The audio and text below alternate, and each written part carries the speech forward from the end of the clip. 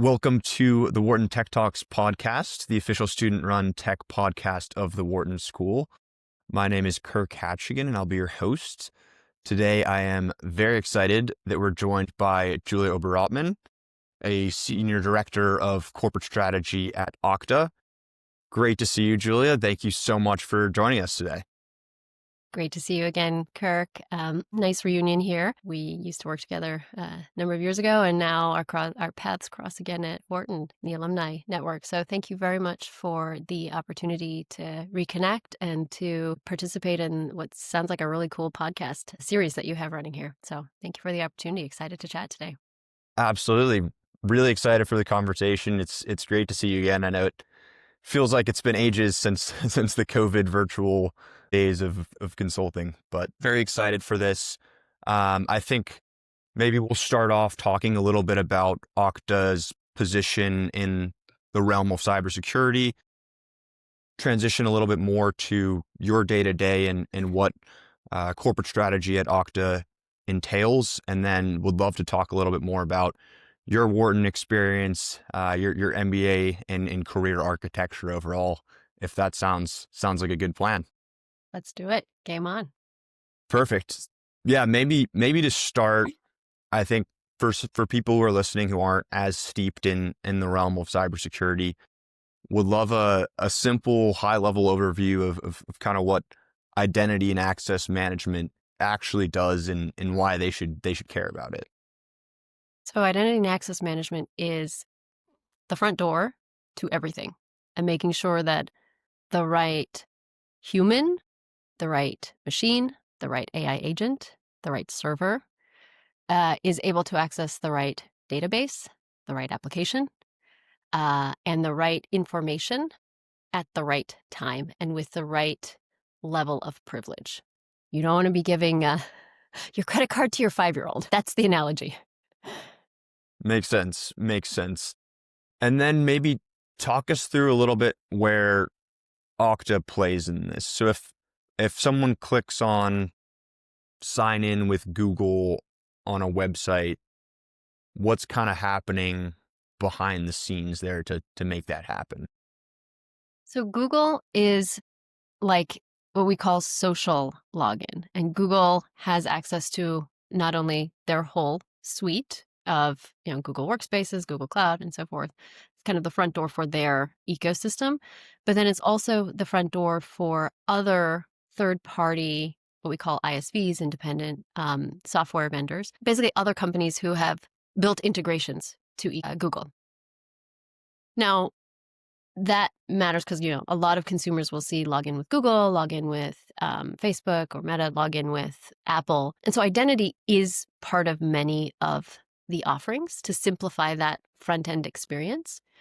But it's around those proprietary ecosystems. What is unique and different about Okta, and really our value proposition, is we integrate with everyone. So we don't just integrate with the Google ecosystem or the Microsoft ecosystem or the AWS ecosystem. We integrate with all SaaS apps. And anything that is cloud native is what we integrate with. And so it's this story of neutrality. Gotcha. Makes sense. And I guess, is there a certain point, if I'm building an application, where does Okta come in, or where do I say, hey, I need to start worrying about identity and access management now? Well, that's where it gets fun, because as you may know from our time working together was in the M&A space, software strategy. About 4 years ago, Okta acquired a company called Auth0, and they were, and still are, a very beloved brand and tool and technology for developers who are building applications to help make them secure and build trust for consumers and end users. And so, a lot of, like, when you're building that e-commerce workflow for your Etsy website or for Shopify or for even up into large enterprise for consumer banking, dealing with preventing fraud, preventing stolen identity credentials, like building the app with those capabilities from day one is where the Auth0 story really shines for all things that are consumer facing.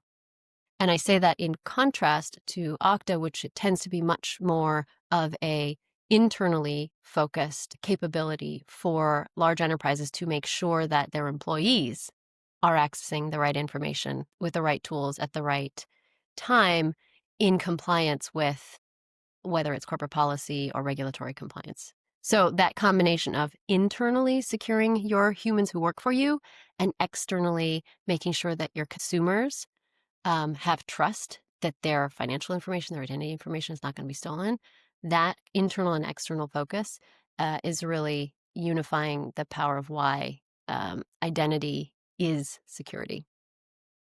Right. So the Auth0 is more focused on users as developers, whereas Okta is more operating at a company level for employees to sign in and things of that sort. Is that the right way to think about it?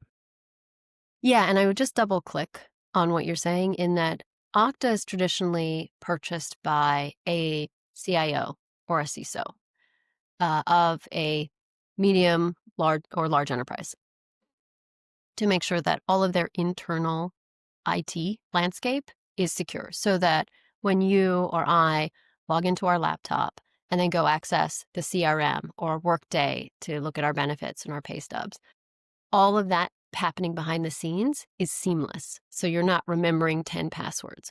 And it's all, secure token exchange, all sorts of nerdy security stuff behind the scenes happening so that you as an end user, in this case, an employee, it's seamless. That matters for a CIO and for a CISO of a large enterprise, particularly if they're a public company, because as we know, we all saw the SolarWinds CISO go to jail, right? So it's Yeah. very important to make sure that the CIOs and the CISOs of a company are ensuring that their internal IT landscape is being accessed securely and properly by their employees. Now, connect what you were saying is then imagine if you are a company that has a consumer product. You have your retail store, I don't know, Bloomingdale's or Macy's, or name your retailer of choice. Or even if you're like a sports league, take, for example, Major League Baseball, logging into your account, buying tickets, making sure that that experience is safe and secure and is like it's the front door to the consumer experience of a large company. So if we take like the NBA for an example, you want the internal employees, not only basketball players or the coaches, but the internal people who run the operations of that organization. They're accessing applications, they're running, marketing campaigns or HR or whatever. They have to securely access information. You don't want someone getting access to someone else's salary information. That needs to be governed properly. But then there's the consumer, the fans who are buying tickets. You want that experience. Both of those are the internal and the externally facing story of security and why identity matters to make sure that the right person in the right context is accessing the right information in a secure and trustworthy way. Now, if you want to get into AI, and what does that mean for non-humans? That's where it starts getting fun and interesting. Yeah, interesting. Yeah, that's helpful. So it's not just permissioning of employees, but also understanding what customers are able to access and making sure permissions and access is consistent and secure across both those internal and external personas. Absolutely. And as you can appreciate, those different stakeholders, those persona groups, they care about different things, right? As a consumer, the burden of trust is higher because the company doesn't have all the information about them, but they're taking in very sensitive information, payment information, marketing, user behavior signals, but they don't want to have a friction experience. They want it to be simple, seamless. And so you also have to ensure that it's trusted. Consumers are not going to hand over their credit card information or opt into marketing materials or engage deeply with any brand if it's onerous to do so. Cybersecurity is by nature onerous. And so that's this, dichotomy that we balance of how do you make cybersecurity seamless and ensure consumer trust, but also make sure that you're getting the right information to protect all of the people at play. I do want to ask you about how that permissioning pertains to AI and agents and such. But on that topic of cybersecurity being a bit onerous, the question that I kind of had, how do you think about enabling SSO or single sign-on versus does that pose more risk if one person's credentials are compromised? Is that more of a single point of failure? How do you weigh kind of that versus the convenience of having a single sign-on solution? Well, the reality is a single sign-on is commoditized, right? I mean, it's ubiquitous. It's everywhere. And that kind of gets to your point, opening this conversation of like log in with Google, right? That is single sign-on. Even the MFA is even becoming ubiquitous, as it should be, because it helps protect consumers. Where it becomes differentiated in more along the lines of where Okta continues to move forward in terms of innovation is being able to do things like finer grained authorization, being able to understand based on contextual factors. Oh, you logged into a bank, but your IP address is on the other side of the country. Oh, and 1 hour ago, that IP address was in a different country. Something's going on here. Let's do a step up authentication, which means let's now make you sign in with your face and tie the context and the timestamp between something that we know is absolutely true about you with a device that we have been told we should trust. And are those coming in at the same time and in the same place? Very Okay, interesting. now we have a higher degree of trust that you actually are who you say you are, and you are not a North Korean operative trying to log in and get access. You are not a threat actor engaging in fraudulent activity. Very interesting. On that, obviously, generative AI is now probably changing what some of those higher level permissions are. I assume around deep fakes and in voice and such. How do you guys think about responding to those or kind of upping the level necessary to verify someone?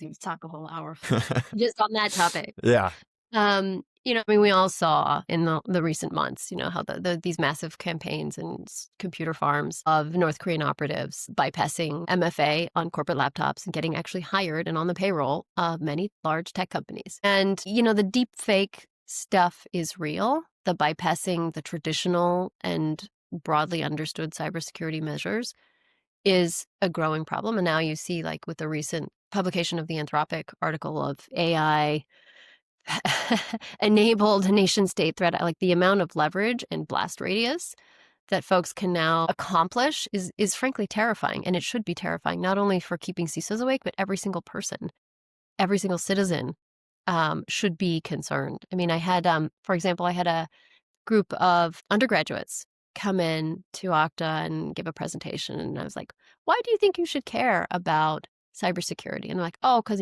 someone could steal my Facebook login or my Snapchat or whatever. And I was like, okay, let's take a step back here. Deep fakes, sure. That's like front and center. That's something everybody can relate to. But like, what happens when a nation state actor logs into the server that is running the robotic surgery robot of your grandmother during open heart surgery and shuts down the hospital? How is that scary. secure? How is the password and the credentials of those robots, of those back-end systems secured? That's where it starts to get scary. What about the water treatment plants? So I was at a big cybersecurity conference 2 weeks ago in Washington, D.C., spent a lot of time there. One of the leaders, anyone who's interested in cybersecurity should read this book. Her name is Nicole Perlroth, is the book. Couple years old now, but This Is How They Tell Me the World Ends. She used to be the New York Times. You know the book. You're nodding. Yeah. great book. I had Also sent it to my parents. They were scared. I had my mom read it. I had my boss. I had my whole team read it. I even had my husband who works in the field. He was a developer. I was like, I didn't realize the internet was so insecure. And so the point is, so she was at this conference and she was saying, you know what, the PRC, one of the latest things that they're doing these days is logging into backdoors in our laptops, hijacking the compute capabilities, and also the backdoors of non-brand name routers, home routers, and using those to route traffic into water treatment plants in like the Midwest and get embedded into PLC controllers, like embedding themselves in critical infrastructure. And just imagine what happens if they go into nuclear power plants. And we all saw what happened with Colonial Pipeline, how the gas pipelines were shut down, 4 or 5 years ago. So security is so much more. Everyone thinks about it as deep fakes, and yes, that is real. The more scary stuff is getting into critical infrastructure and how do we secure those systems. And that's what I spend a lot of time in conversation and strategic conversations with not only leaders across various government agencies, but also with, banks, hospitals, tech companies of like, how do we protect our most critical assets? Because AI is now being able to circumvent all of the privacy controls. Yeah. So The critical infrastructure threat seems both incredibly salient and concerning. I know you mentioned that you've done a little bit of work with government and Department of Defense on national security. Obviously nothing classified, but would love to get a sense of kind of what your directive was in working with them and where it seems like they are in this battle. I will just caveat what I'm about to say with, I spent a lot more time 1 to 2 years ago in that space. The world has changed a lot. Yeah. New administration, AI, different priorities. I will say, though, at that time, that I spent a lot of time talking with generals, with IT leaders across many agencies, hallway conversations with these folks, trying to understand, like, what are some of the pain points as it relates to identity security that you guys are trying to solve? And very high level, what I heard over and over and over is that the US military was never designed to go head to head against two nuclear armed powers, Russia and China, at the exact same time, both of whom are far more advanced and sophisticated than we are in misinformation and cyber warfare. And so that fundamentally changes the nature of warfare from hand-to-hand combat. When you zoom out of what is happening on Ukraine, in fact, I actually was at a conference a few months back where the head of cyber warfare from Ukraine flew in to present with many of the Joint Chiefs of Staff, saying, ever since February 2022, Russia unleashed the largest, most aggressive arsenal of cyber warfare that the world has ever seen. I mean, you see them trying to take out energy infrastructure, trying to take out banking systems. The main reason why Ukraine is still up and running as a country is because a large percentage of their economy runs on AWS. So it's distributed compute and applications all over the world. You can't bomb that. Yeah. Yeah, one of the other scary things around that, obviously Russia's been testing out a lot of these cyber attacks on the Ukraine. But one of the things that I read recently was a lot of their critical infrastructure still has kind of manual switchovers where if it's hacked and goes down, they're able to still manually shut the system off or back on. And obviously in the US, we're a little bit more modernized where we don't have that. And it's almost more of a concern not having that still physical manual switch on site. Yes. Again, there's a lot to unpack in that statement.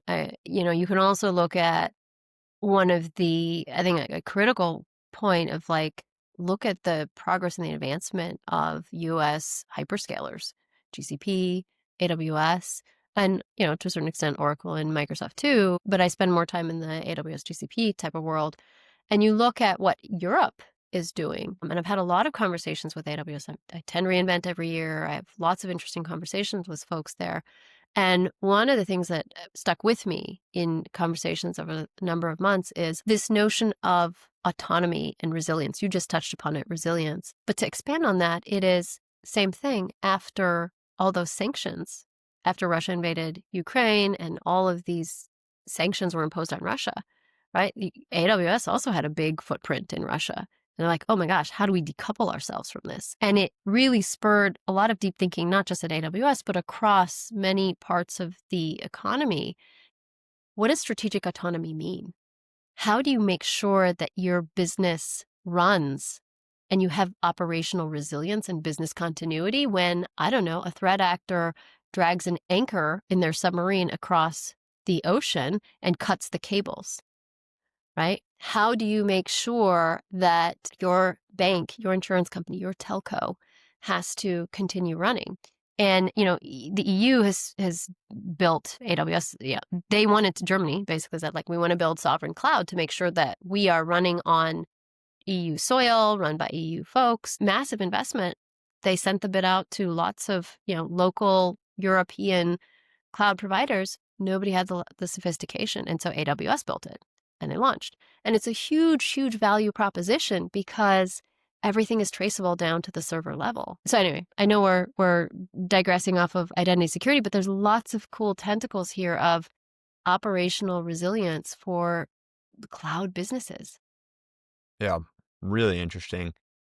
I did want to circle back to, I know you mentioned the Anthropic report, which I thought was fascinating, but also again scary, where I think it was other nation state actors were able to use Claude code for 90% of their attack and kind of convince companies, infrastructure and defenses that they were conducting security tests to actually penetrate their systems.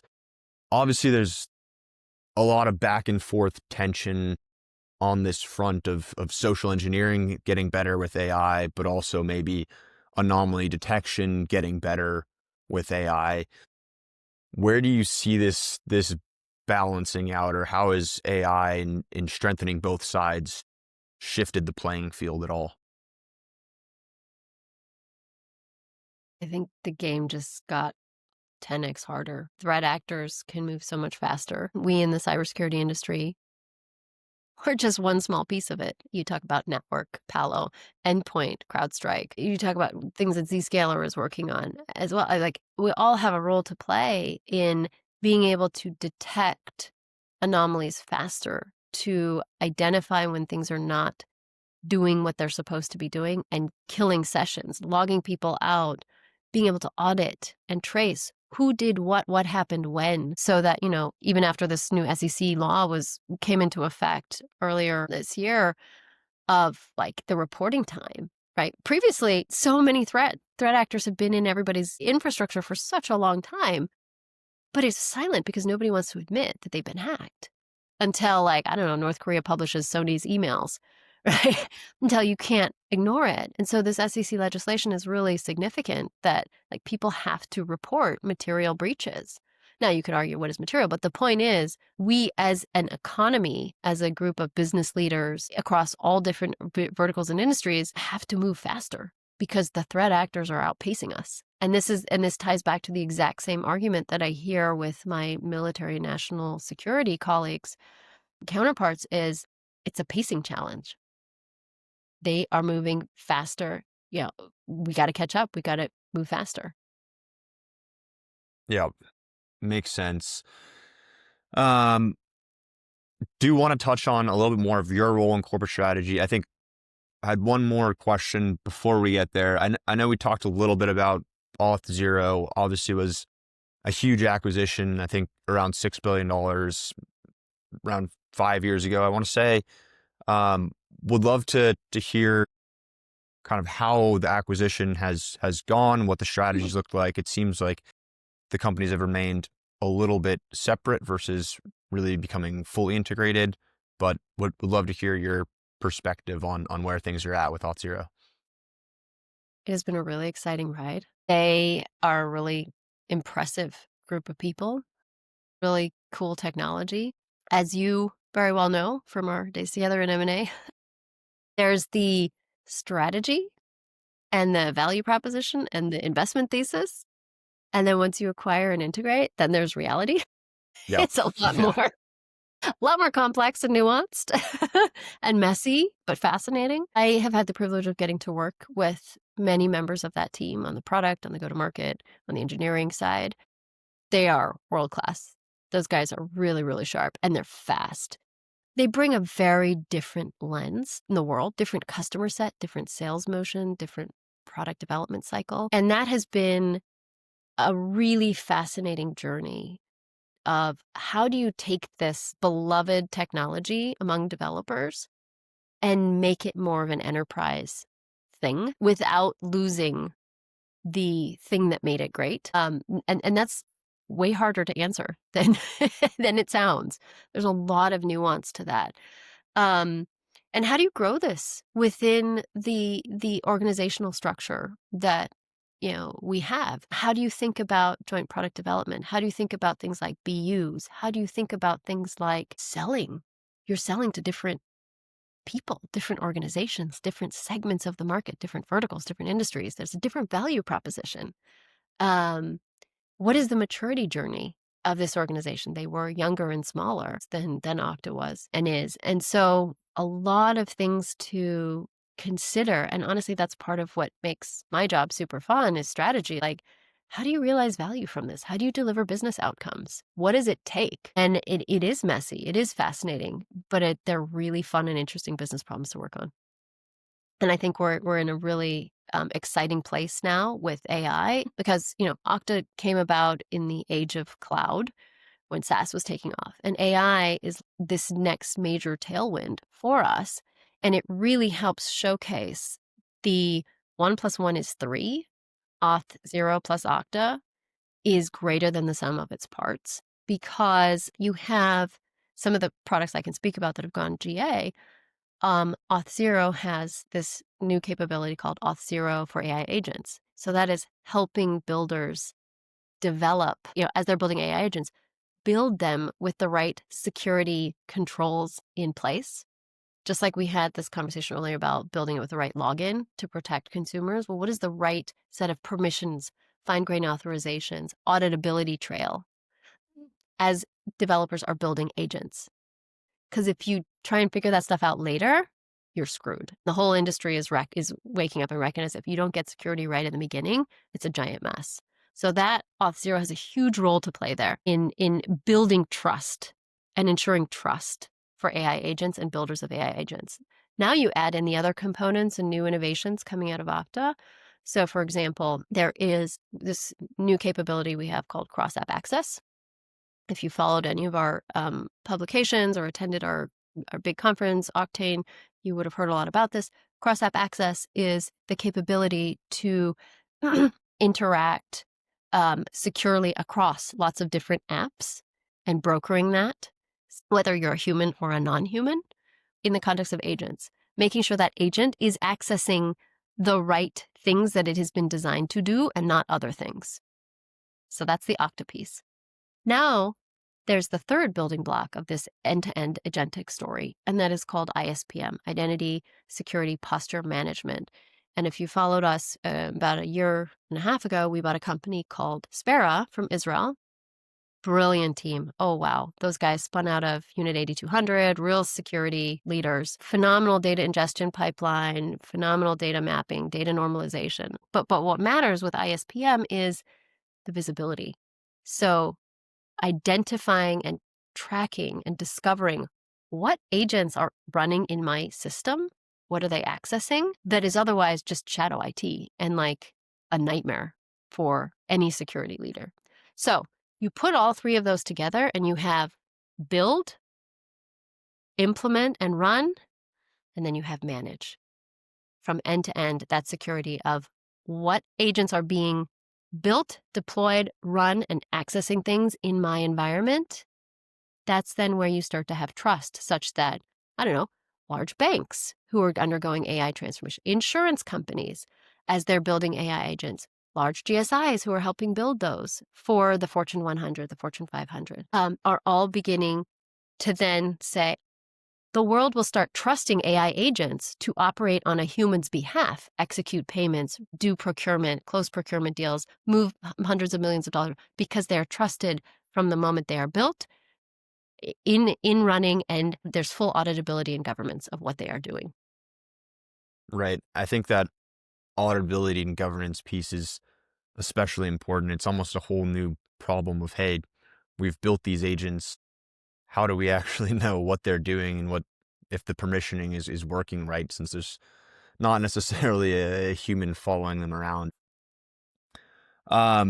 Okay, want to switch gears a little bit. I know a lot of your answers have kind of alluded to your role and responsibilities, but corporate strategy can obviously mean a lot of different things at a lot of different companies. Would love to hear a little bit more about what your remit at Okta actually covers and kind of what your role looks like. So our role is we're the growth hackers.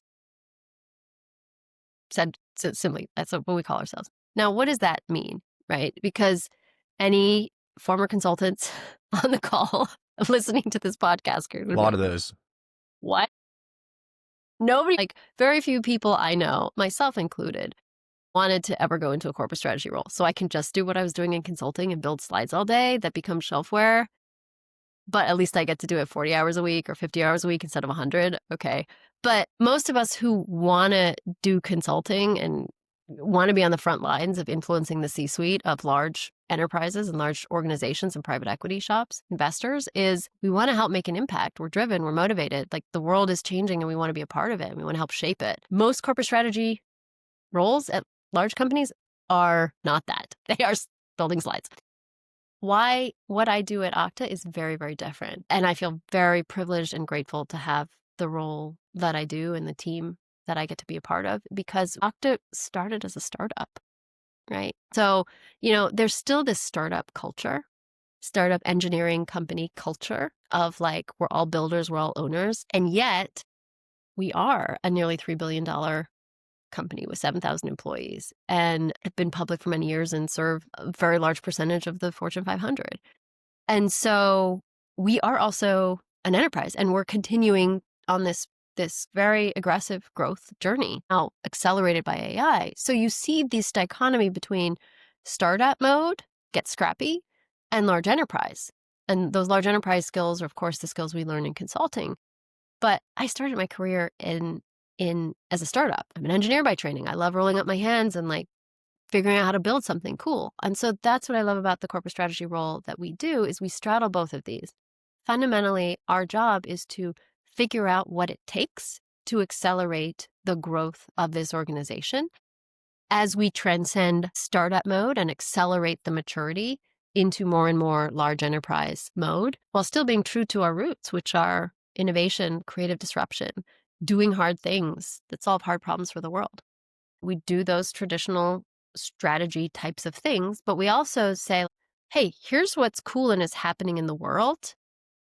What does that mean for us now? Where are we right now as a company in terms of our stage of maturity? Where are we from a go-to-market standpoint vis-a-vis these customer archetypes? Where are we from a partner enablement and a partner maturity? Where are we from a product and engineering gaps? What would it take for us holistically across the business to unlock more and more growth? And that means rolling up your sleeves and like shadowing salespeople, leading, executive conversations and interviews with CISOs, getting on a plane and going to Washington, D.C. and presenting our vision to, you know, leaders in the House Intelligence Committee, going to leaders at the Pentagon, engaging in strategic thought leadership across the ecosystem. On the other hand, it means sitting in shoulder to shoulder, like, well, how does changes in pricing and our ability to operationalize certain pricing or contracting mechanisms, how does that help unlock growth? How does that remove friction in how we execute and how we realize revenue? How do we improve our end-to-end customer experience across the entire life cycle? And what does that mean for where there are currently friction points and gaps across, pre-sales, product design, and UX? Where is the left hand maybe not fully aligned with the right hand? And where are there opportunities to make investments so that everybody is truly aligned and we're delivering an even better, seamless customer experience? So those are just a small sampling of the types of things that we work on. Yeah, I love that. The growth hackers, it does sound like you're straddling a cool kind of intersection of enterprise, larger scale projects with more innovative entrepreneurial type work. Is it difficult to balance both of those, like a higher level 3 to 5 year time frame, but also reacting to, obviously things are changing rapidly with AI and agents and such. Is it hard to balance both of those priorities? Yes and no. I think early on when I joined Okta and was coming out of consulting, the world was different 3 years ago. It was like a lifetime ago. But early on, it was, coming from consulting, you're like, I've seen so many customers struggle with this. This is the right answer. And then you're on the other side and you're like, oh, now I see why, even though they're told the right answer, they don't do it because they don't have the right org design, or they don't have the right processes, or they don't have capabilities for tracking those metrics. Like, it can't be done. And so you have to meet people where they are at today. And that requires really rolling up your sleeves and shadowing people. What are they doing today? Why are they doing it that way? And then connecting dots, because not everybody talks to everybody else, nor should they, right? Their job is to like keep the lights on. And that's where what we do is super unique, because we get to work horizontally across the entire organization and say like, hey, did you know what's happening over here is actually causing a problem that happens over here? And if we did Right. this little tweak, everything would come more into sync. Or what if we redesign the org in this way so that incentives actually aligned and compensation aligned? How much better that would unlock friction points. And so your point of like, there's the long term and then there's the short term. Yes, we do the long-term visioning first, but by doing that research, by meeting with customers, by attending conferences, like following the data, what is the high-level narrative? And then we look internally and we scale it back to say like, so what is actually feasible given where we are today, what resources we have, how people are currently compensated and incentivized, what our current org structure is, what are our current limitations and considerations? And then we iterate. So ultimately what we do is we build the investment case and we bring executives and leaders all across the business. We influence up, sideways, and down across the organization to say, this is what it would mean for the entire company. Resources, level of effort, cost, and ROI, time to value, and customer impact to do these things, to incrementally move us towards the vision. And that keeps us in lockstep with the business while also making them a little bit uncomfortable. Like, Yeah. some things like do have to move, but we hear you. And then there's and this is the long-term vision that we're all marching toward. And what we all can agree on is the goal. Right. Really that fabric between ops, the executives, GTM, really just kind of connecting all of the pieces. Makes sense. And I view it, and I tell everyone that I work with, I frame it very much as, look, corporate strategy doesn't have all the answers. We do a lot of the research that you guys don't have time to do because you're busy working and paying all our salaries, which is kind of important. Thank you for your service. But you also are on the front lines of a lot of important things. So I don't have all the answers. You have some of them. Help us. Let's co-create the right answer together, because you each have a role to play in connecting the dots that are going to help us unlock growth as an entire organization. Right. Really bringing them into. And do want to hear more about your MBA experience. Obviously, you graduated from Wharton as well. Would love to hear an overview of your time at Wharton and what your path to where you are today looked like. Quick overview. Loved Wharton, best 2 years of my life. Really learned to think big. After Wharton, I went into consulting. I was at BCG for a couple of years. Did a lot of work in insurance and financial services. Insurance really made me want to go back to Silicon Valley. That's No fair. dig on insurance, but I really like a little bit more innovation. I get it. Risk averse by nature. It makes sense. Came back to Silicon Valley. I was at LinkedIn for a while. And then I went back to consulting, where you and I worked together, a software strategy group. At BCG, I was more kind of a generalist. And then at software strategy group at Parthenon, it was really M&A focused on enterprise software. And that was really working with private equity as well as large tech companies, really double clicking on what does growth mean in the era of enterprise SaaS and software. And cybersecurity is just so front and center because it was during COVID. Okta just reached out to me one day and said, hey, you want to chat? Really liked the group and what they were doing. And I was like, you guys are solving some hard problems I'd like to be a part of. So here I am. Never look back. Sounds great. And I guess if you could go back and you were starting your MBA next year, what would be some of the advice you would give to obviously the landscape and dynamics of jobs and the world at large has changed, but any thoughts on how you would navigate the MBA experience? I would say right now, you are witnessing the greatest renaissance in probably the history of humanity with AI. And the limitation is one's individual creativity. That is absolutely changing the nature of work, right? We all came to Wharton, many of us, thinking either, at least my class, I'll make it an I statement, was either I'm going to do a startup on my own, I'm going to go into investment banking, I'm going to do consulting. Yep. I did all three of those in my time at Wharton. Investment banking failed, startup failed. I ended up in consulting. My advice would be, don't limit yourself to that thinking. Be creative, experiment, like embrace the startup mindset of run fast and break things, try things, learn fast, fail fast, experiment. And now in the age of AI, you have so many more tools at your disposal. Like, don't be afraid to embrace the uncomfortable, to try new things and reinvent yourself and discover how you can best play to your strengths and add value. Because I truly believe the ability to be enterprising and solve unique problems creatively is going to be a universally valuable skill, regardless of what path you end up choosing. Super helpful. Great advice. Want to be cognizant of your time.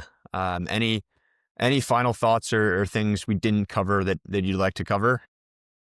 I think this has been a great conversation. Thank you so much for the time. I'd love to catch up with you offline and hear more about your Wharton experience and some of the cool stuff you guys are vibe coding and how you're using AI in the Wharton experience. Absolutely. Thank you so much for your time, Julia. This was great conversation. Super exciting. Learned a lot. For those listening, please give us a follow at the Wharton Tech Club on LinkedIn and Instagram. Thank you so much for listening. We'll catch you on the next one.